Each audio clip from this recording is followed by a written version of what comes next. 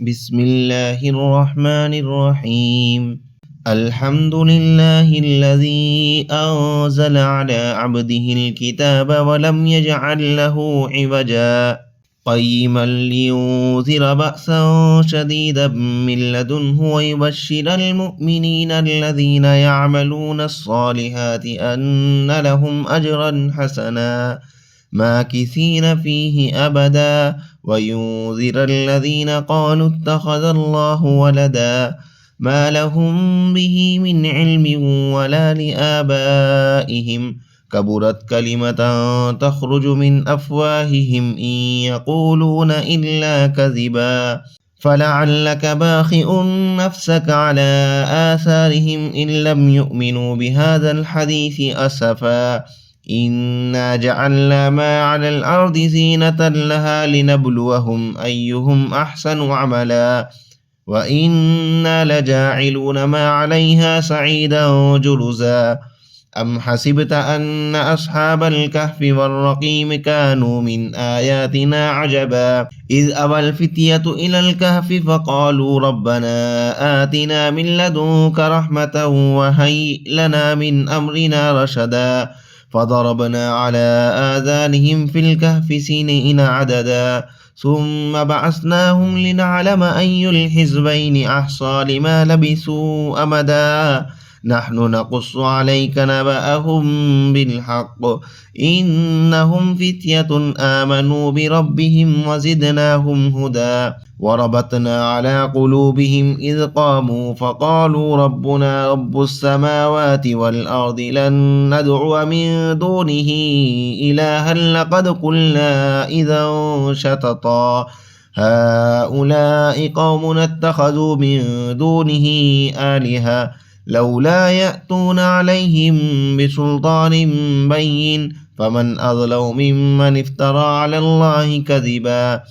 وإذ اعتزلتموهم وما يعبدون إلا الله فأووا إلى الكهف ينشر لكم ربكم من رحمته ويهيئ لكم من أمركم مرفقا وترى الشمس إذا طلعت تزاور عن كهفهم ذات اليمين وإذا غربت تقرضهم ذات الشمال وهم في فجوة منه ذلك من آيات الله من يهد الله فهو المهتد ومن يضلل فلن تجد له وليا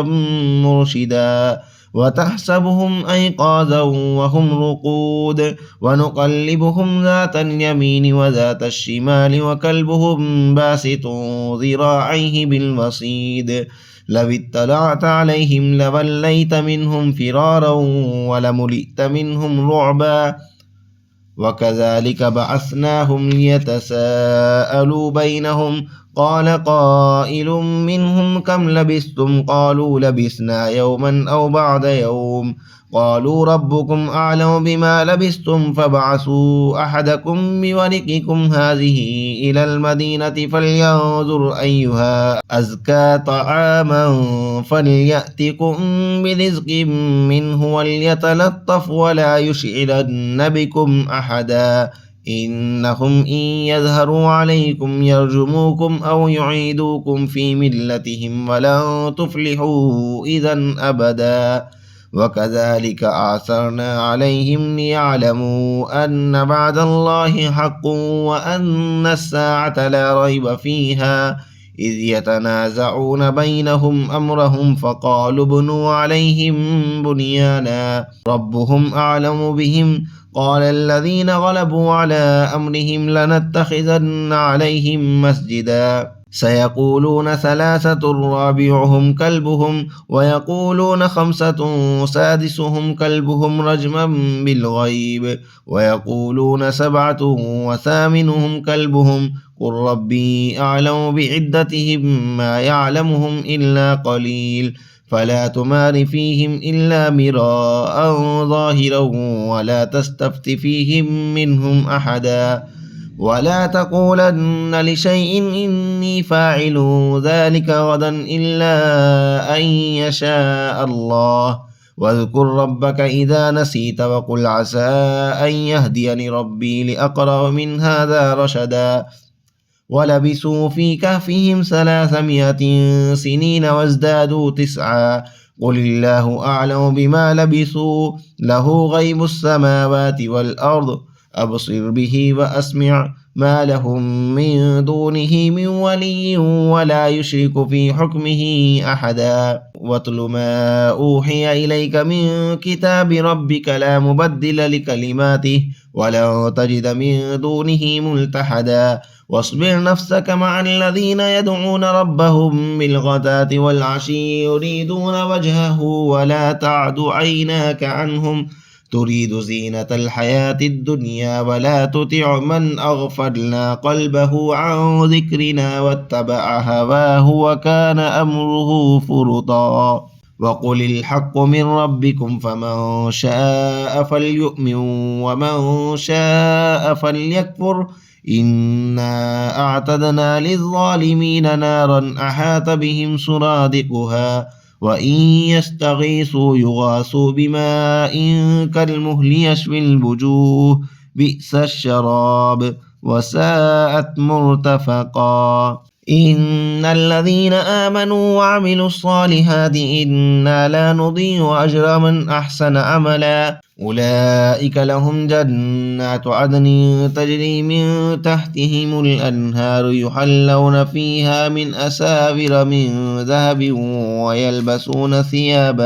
ويلبسون ثيابا خضرا من سندس واستبرق متكئين فيها على الأرائك نعم الثواب وحسنت مرتفقا. واضرب لهم مثل الرجلين جعلنا لأحدهما جنتين من أعناب وحففناهما بنخل وجعلنا بينهما زرعا كلتا الجنتين آتت أكلها ولم تظلم منه شيئا وفجرنا خلالهما نهرا وكان له ثمر فقال لصاحبه وهو يحاوره أنا أكثر منك مالا وأعز نفرا ودخل جنته وهو ظالم لنفسه قال ما أظن أن تبيد هذه أبدا وما أظن الساعة قائمة ولئن رددت إلى ربي لأجدن خيرا منها منقلبا. قال له صاحبه وهو يحاوره أكفرت بالذي خلقك من تراب ثم من نطفة ثم سواك رجلا لكن هو الله ربي ولا أشرك بربي أحدا. ولولا إذ دخلت جنتك قلت ما شاء الله لا قوة إلا بالله إن ترني أنا أقل منك مالا وولدا فعسى ربي أن يؤتيني خيرا من جنتك ويرسل عليها حسبانا من السماء فتصبح سعيدا زلقا أو يصبح ماؤها غورا فلن تستطيع له طلبا. وأحيط بثمره فأصبح يقلب كفيه على ما أنفق فيها وهي خاوية على عروشها ويقول يا ليتني لم أشرك بربي أحدا. ولم تكن له فئة ينصرونه من دون الله وما كان منتصرا هنالك الولاية لله الحق هو خير ثوابا وخير عقبا. واضرب لهم مثل الحياة الدنيا كماء إن أنزلناه من السماء فاختلط به نبات الأرض فأصبح هشيما تذروه الرياح وكان الله على كل شيء مقتدرا. المال والبنون زينة الحياة الدنيا والباقيات الصالحات خير عند ربك ثوابا وخير أملا. ويوم نسير الجبال وترى الأرض بارزة وحشرناهم فلم نغادر منهم أحدا وعرضوا على ربك صفا لقد جئتمونا كما خلقناكم أول مرة بل زعمتم أن لن نجعل لكم موعدا. ووضع الكتاب فترى المجرمين مشفقين مما فيه ويقولون يا ويلتنا ما لهذا الكتاب لا يغادر صغيرة ولا كبيرة إلا أحصاها ووجدوا ما عملوا حاضرا ولا يظلم ربك أحدا. وإذ قلنا للملائكة اسجدوا لآدم فسجدوا إلا إبليس كان من الجن ففسق عن أمر ربه أفتتخذونه وذريته أولياء من دوني وهم لكم عدو بئس للظالمين بدلا ما أشهدتهم خلق السماوات والأرض ولا خلق أنفسهم وما كنت متخذ المضلين عددا ويوم يقول نادوا شركائي الذين زعمتم فدعوهم فلم يستجيبوا لهم وجعلنا بينهم موبقا ورأى المجرمون النار فظنوا أنهم مواقعوها ولم يجدوا عنها مصرفا ولقد صرفنا في هذا القرآن للناس من كل مثل وكان الإنسان أكثر شيء جدلا وما منع الناس أن يؤمنوا إذ جاءهم الهدى ويستغفروا ربهم إلا أن تأتيهم سنة الأولين أو يأتيهم العذاب قبلا وما نرسل المرسلين إلا مبشرين ومنذرين ويجادل الذين كفروا بالباطل ليدحضوا به الحق واتخذوا آياتي وما أنذروا هزوا ومن أظلم ممن ذكر بآيات ربه فأعرض عنها ونسي ما قدمت يداه إنا جعلنا على قلوبهم أكنة أن يفقهوه وفي آذانهم وقرا وإن تدعهم إلى الهدى فلن يهتدوا إذا أبدا وربك الغفور ذو الرحمة لو يؤاخذهم بما كسبوا لعجل لهم العذاب بل لهم موعد لن يجدوا من دونه موئلا وتلك القرى أهلكناهم لما ظلموا وجعلنا لمهلكهم موعدا وإذ قال موسى لفتاه لا أبرح حتى أبلغ مجمع البحرين أو أمضي حقبا فلما بلغا مجمع بينهما نسيا حوتهما فاتخذ سبيله في البحر سربا فلما جاوزا قال لفتاه آتنا غداءنا لقد لقينا من سفرنا هذا نصبا قال أرأيت إذ أوينا إلى الصخرة فإني نسيت الحوت وما أنسانيه إلا الشيطان أن أذكره واتخذ سبيله في البحر عجبا قال ذلك ما كنا نبغي فارتدا على آثارهما قصصا فوجدا عبدا من عبادنا آتيناه رحمة من عندنا وعلمناه من لدنا علما قال له موسى هل أتبعك على أن تعلمني مما علمت رشدا قال إنك لن تستطيع معي صبرا وكيف تصبر على ما لم تحط به خبرا قال ستجدني إن شاء الله صابرا ولا أعصي لك أمرا قال فإن اتبعتني فلا تسألني عن شيء حتى أحدث لك منه ذكرا فانطلقا حتى إذا ركبا في السفينة خرقها قال أخرقتها لتغرق أهلها لقد جئت شيئا إمرا قال ألم أقل إنك لن تستطيع معي صبرا قال لا تؤاخذني بما نسيت ولا ترهقني من أمري عسرا فانطلقا حتى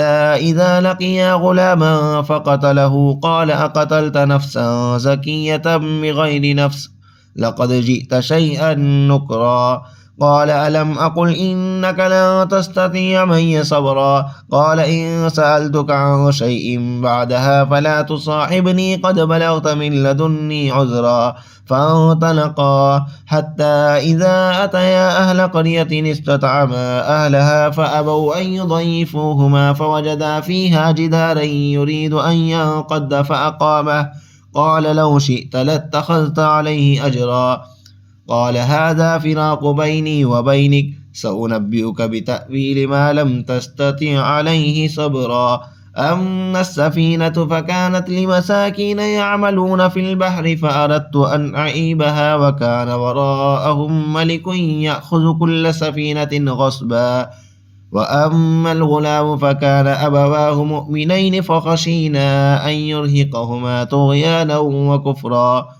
فأردنا أن يبدلهما ربهما خيرا منه زكاة وأقرب رحما وأما الجدار فكان لغلامين يتيمين في المدينة وكان تحته كنز لهما وكان أبوهما صالحا فأراد ربك أن يبلغا أشدهما ويستخرجا كنزهما رحمة من ربك وما فعلته عن أمري ذلك تأويل ما لم تستطع عليه صبرا ويسألونك عن ذي القرنين قل سأتلو عليكم منه ذكرا إنا مكنا له في الأرض وآتيناه من كل شيء سببا فأتبع سببا حتى إذا بلغ مغرب الشمس وجدها تغرو في عين حمئة ووجد عندها قوما قلنا يا ذا القرنين إما أن تعذب وإما أن تتخذ فيهم حسنا قال أما من ظلم فسوف نعذبه ثم يرد إلى ربه فيعذبه عذابا نكرا وأما من آمن وعمل صالحا فله جزاء الحسنى وسنقول له من أمرنا يسرا ثم أتبع سببا حتى إذا بلغ مطلع الشمس وجدها تطلع على قوم لم نجعل لهم من دونها سترا كذلك وقد أحطنا بما لديه خبرا ثم أتبع سببا حتى إذا بلغ بين السدين وجد من دونهما قوما لا يكادون يفقهون قولا قالوا يا ذا القرنين إن يأجوج ومأجوج مفسدون في الأرض فهل نجعل لك خرجا على أن تجعل بيننا وبينهم سدا